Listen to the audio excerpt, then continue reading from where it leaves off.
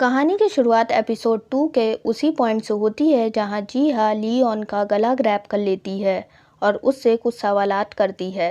Letter कहानी shift होती है 12 घंटे पहले की बैक स्टोरी से, जहां हम देखते हैं असल में मिस्टर सीओ एंड फिशरमैन के साथ क्या हुआ था। वो 3 फिशरमैन जिनको मिस्टर सीओ का स्कल मिला था, उनमें से 2 फिशरमैन बारी बारी से मर जाते हैं। दोनों की मुट्ठी से ब्लैक हेयर्स मिलते हैं। जीहा और लियोन मामले को इन्वेस्टिगेट करते हैं, जिनमें उन्हें एक फिशरमैन मरने से पहले बताता है कि वो तीनों और मिस्टर सीओ एक साथ फिशिंग के लिए गए थे। तभी अचानक समंदर में तूफान आ गया था। वो सब जैसे तैसे अपनी जान बचाने में कामयाब हो गए थे और कई दिनों तक एक सेफ्टी बोट के सहारे किसी की मदद का इंतजार कर रहे थे। उनके पास ना खाने के लिए कुछ था और ना ही पीने के लिए, इसीलिए उन्होंने सरवाइव करने के लिए मिस्टर सीओ को मार डाला था और उनका मीट कंज्यूम कर लिया था। जीहा एक और फिशरमैन के घर जाती है जो फिलहाल जिंदा है, जहां उसे ड्रैगन किंग की पेंटिंग मिलती है। वो उस पेंटिंग को गौर से देखती है तो वह असल ड्रैगन किंग की पेंटिंग से डिफर करती है।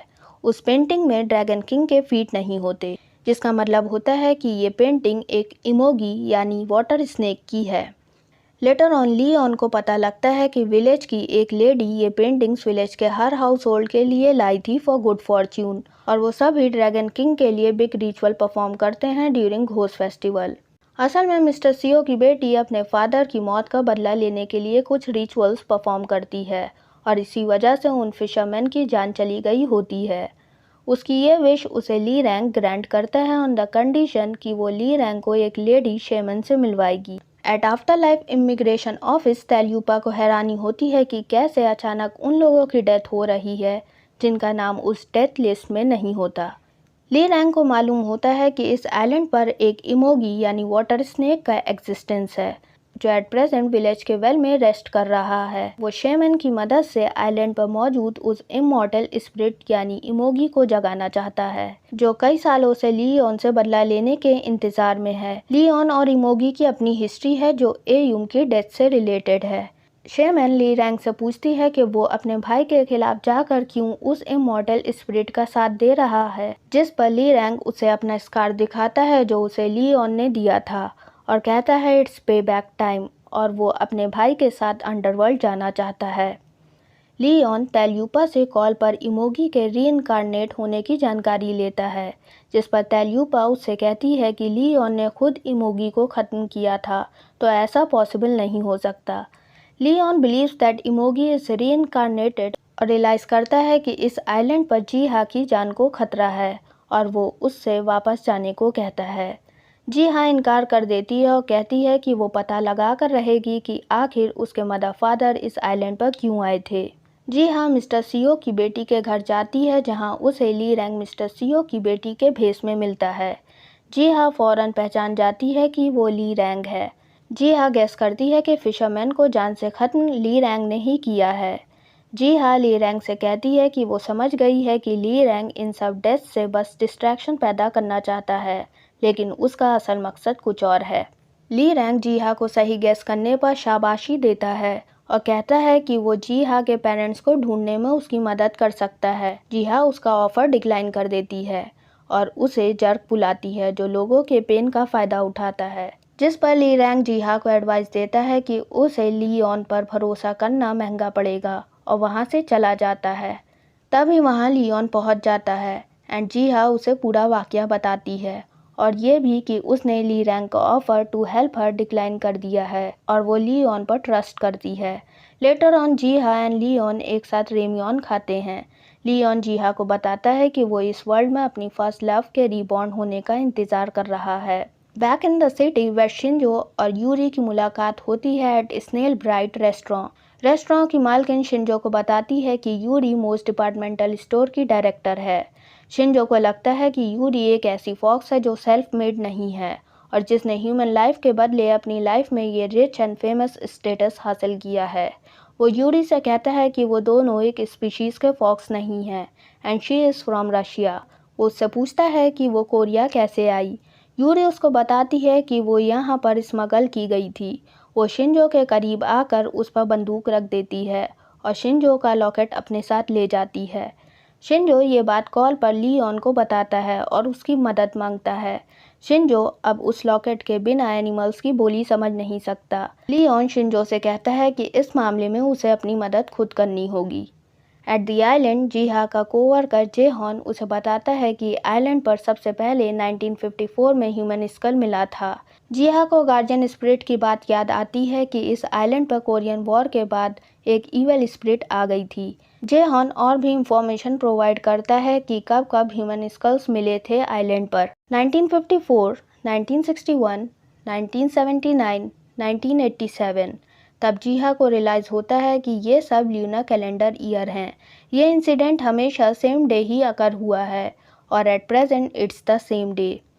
अब कहानी प्रेजेंट में आ जाती है इन द जंगल, जहाँ जीहा की स्किन चेंज होने लगती है और वो लियोन का गला पकड़ लेती है।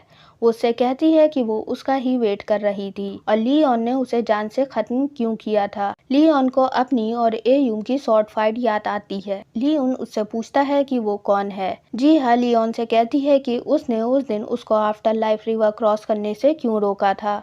लियोन ये बिलीव नहीं करता कि वो एयूम है, जिस पर जीहा मुस्कुराती है और उससे कहती है कि उसे अभी कोई अंदाज़ा नहीं है एंड ही इज़ क्लूलेस।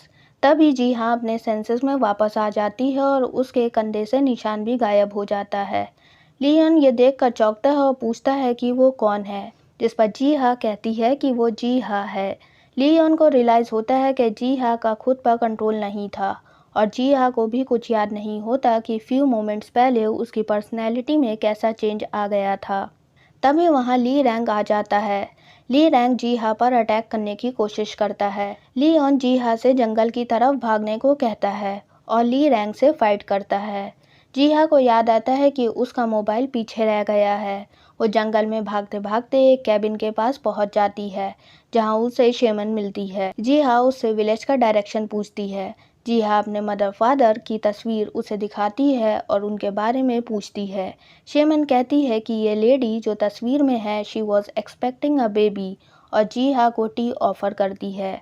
शेमन जीहा को बताती है कि वो दोनों आइलैंड पर ड्रैगन किंग से प्रे करने आए थे ताकि उनके बेबी के बर्थ में जो भी रुकावटें हैं वो दूर हो सकें, और बताती है कि ड्रैगन किंग ने कैसे उनके आइलैंड को एक टाइफून से बचाया था। इसीलिए ड्रैगन किंग के लिए सभी विलेजर्स घोस्ट फेस्टिवल के दिन रिचुअल परफॉर्म करते हैं अकॉर्डिंग टू लूना कैलेंडर, और आज ही वो दिन है।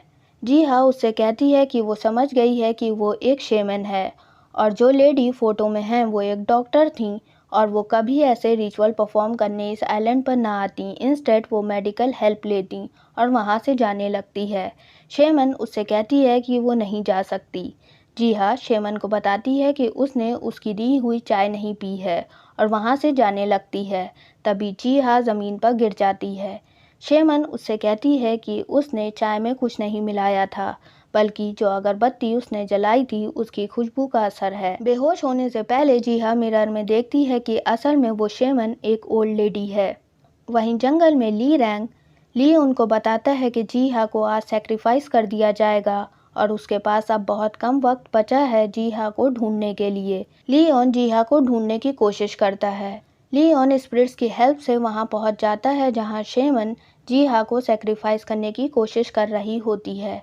शेमन जीहा से कहती है कि उसकी माँ भी वॉलेंट्री आइलैंड पर आई थी और जीहा बहुत स्पेशल है, इसलिए उसको सेक्रीफाइस होना होगा।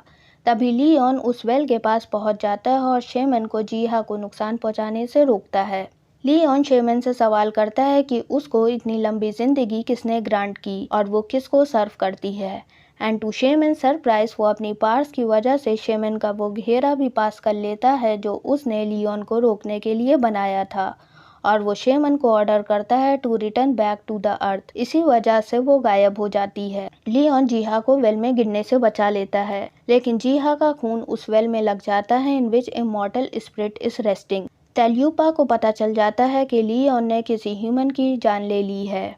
लियोन और जीहा विलेज वापस लौट जाते हैं, जहां जीहा लियोन से सवाल करती है कि क्या वो जो ढूंढ रहा है क्या उसका उससे कोई ताल्लुक है और वो हमेशा उसकी मदद क्यों करता है।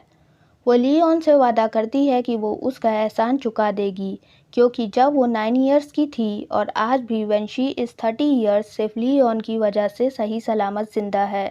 लियोन को एयूम का वादा याद आता है जो उसने लियोन से उसको प्रोटेक्ट करने के लिए किया था। दूसरी तरफ सारे विलेजर्स उसी वेल के पास इकट्ठा होते हैं और उसमें झांक कर देखते हैं। ली रैंग एक आदमी को इन्फेंट देता है।